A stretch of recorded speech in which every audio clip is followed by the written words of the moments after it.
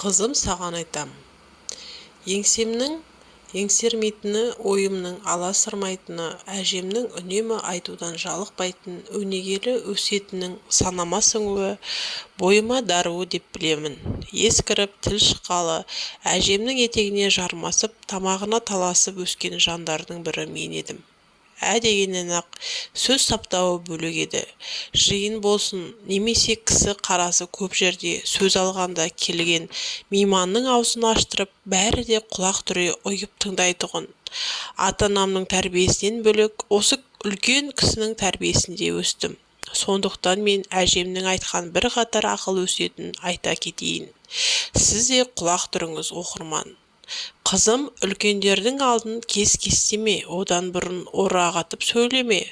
Ұлық болсаң кішік бол дегендей, жасы үлкендерге сәлемдесіп, қол ұшыңды беруге әзір тұр. Жақсылық жасасаң ешқашан міндетсінің бе?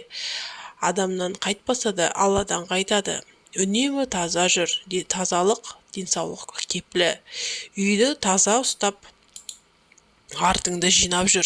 Көрген кісі қыздың жиған жүгіндей, мұнтаздай таза дейтін болсын. Отбасында қандай да бір қиындықтар, кекілжіңдер болса, сыртқа шашпа. Бөгде адамдарға сырыңды ашпа. Көпшілік орта, өзіңді еркін ұста. Ерсі күлме, етегің ұзын болсын, тілің қысқа болсын. Кім көңілге қонымсыз сөз айтса да, жылы жүзбен жауап беруге тырыс, немесе үндеме. Үнемі дерлік, әдемі сөз сөйлеуге әдеттен, балағат сөздерден аулақ бол.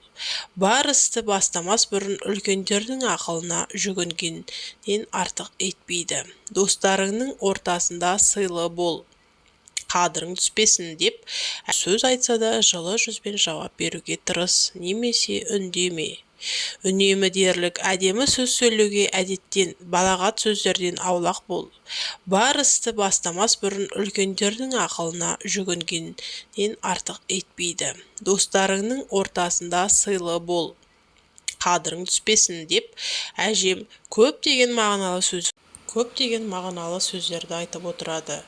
Қарты бар үйдің қазынасы бар демекші, ақылшы дарияларымыз, үлкендеріміз аман болсын әрқашан.